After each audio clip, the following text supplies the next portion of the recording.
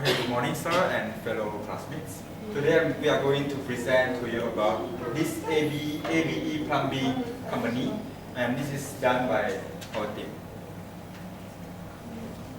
Hi, today I will describe the case. So our case is ABE Plumbing Inc. It is a company started in 1979, concentrating in wholesale supplier of plumbing equipment, tools, and parts in the Allentown, Bethlehem, Eastern metropolitan area. Mostly the customers is hardware stores, home improvement centers, and professional plumbers. ABE Plumbing Inc. employed 200 employees, includes technical representatives, warehouse workers, sales, and office staff. So in this case, there are two main problems for the company. First is the fierce competition from large online industries, because the online industry give like more discount because it's online. Such as the competitor is like Harbor Freight and Northern Supply. The second is internal problem, because the ABE company suffer operational inefficiencies related to archaic information system. Today I will explain about the revenue cycle. So the sales department in the company employed 17 employees, include non-permanent and permanent employees. So the way they receive order is using traditional mail, email, telephone, walk-in customers, and mostly they pay using credit. This is the revenue cycle.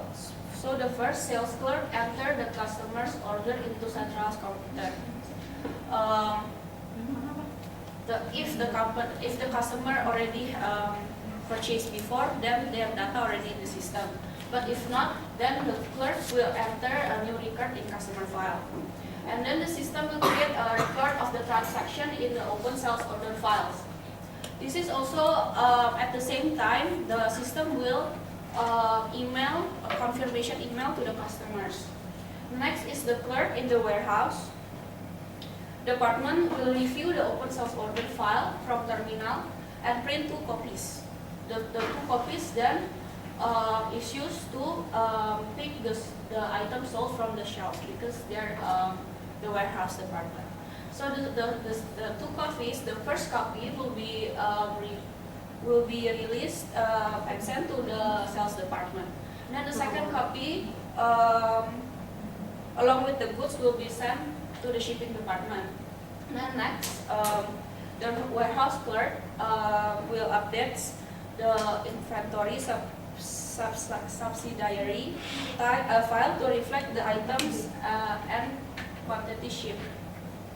Upon the receipt of the stock release document, and the sales clerk assess the open sales order file from the terminal and closes the sale order and file the stock release document in the sales department. The sales order system will post this transaction to the sales, inventory control, cost of goods sold, accounts in the general ledger. And then upon receipt of the goods and stock release in the shipping department, clerk will prepare the goods for shipment to the customers. There will be 3 copies of the bill of lading. 2 will go with the goods and the carrier and then the third copy will be along with the stock release document, will be filled in the shipping department. And then last, billing department will review the closed sales order from the terminal and prepare 2 copies of sales invoice. First goes to the customers, and then another copy will be filled in the billing department. So after all this process, then the clerk will create a new record in the account receivable subsidiaries file. And then sale order system automatically will update the account receivable control account in the general ledger files. I will give the presentation to my friend. Great. So before we can understand the weaknesses that appear in this company, we really need to see in detail the flowchart of the operation of the company itself. So the system starts from the customer making an order, and then so this is the customer order. Then the sales clerk will input the data of the customer order into a terminal, which is also called as the open sales order system. And then after this, the data will be stored in the sales order system, the sales order system. And then from this point, the warehouse clerk will review the open sales order data system and will print 2 copies of stock release documents. So this stock release document will go to 2 departments. First is to sales department, in which the sales clerk will receive it and then close the sales order. And then the second copy will be received by the shipping clerk. The shipping clerk receives the stock release document along with the goods, and then they prepare the goods as well as prepare the bill of ladings. The bill of lading is printed in 3 copies and will be sent to, and two of the copies will be sent to the courier, and one of them will be filed in the shipping department. So lastly, the company will print out sales invoice, which will be printed in 2 copies. One will be sent directly to the customer, and the other one will be stored in the file, in billing department. Okay. So these are the internal control weaknesses that our group has spotted. First one is that no cash receipt procedure or system. Okay, so we are here hired because the company want us to analyze the sales order system. But based on our group perspective, to have a good sales order system, we also need to accompany the system with a good cash receipt procedure.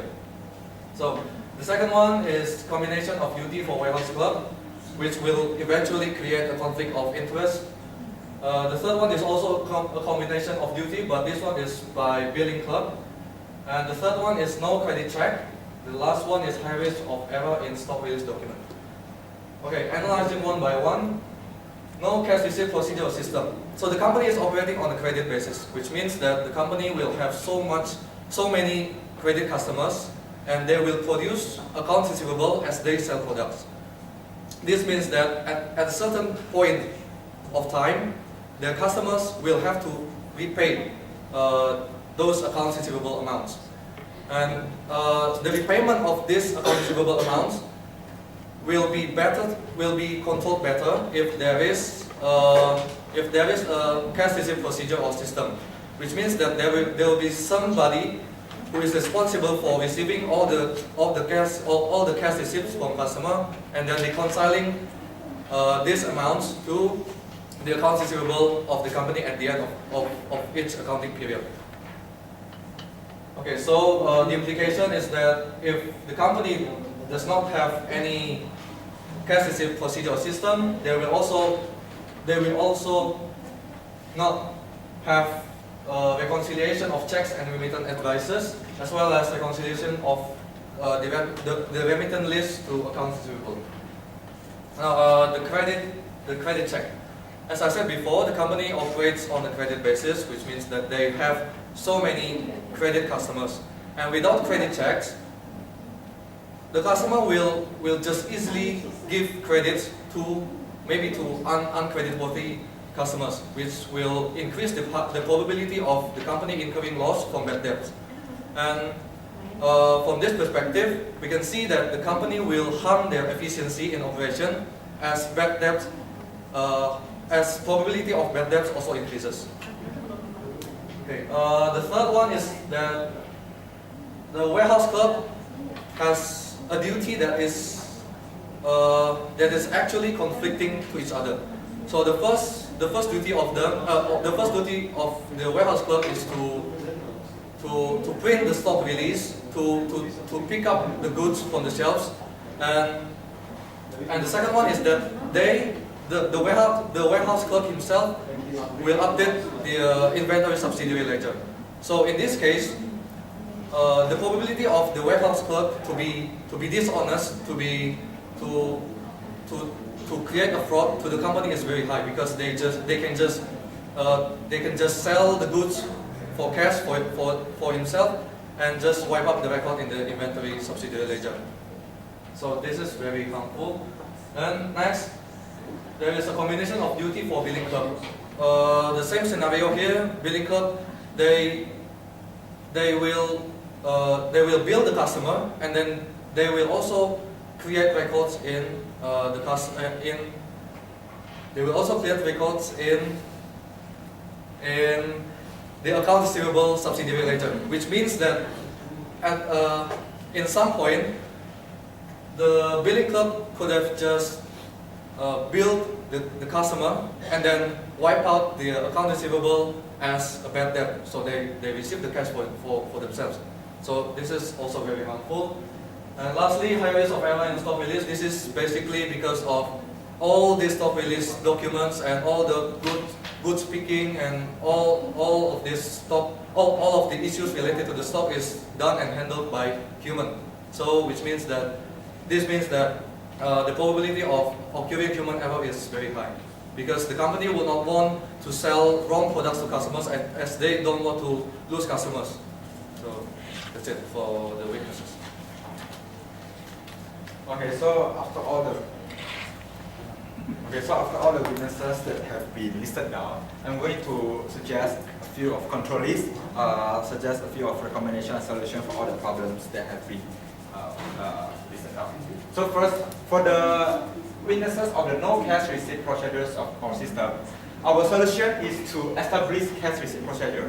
Why? Well, we need to establish cash receipt procedure because it is just not right for a company to not have available of cash, to always do transaction in credit, because every company needs to have cash.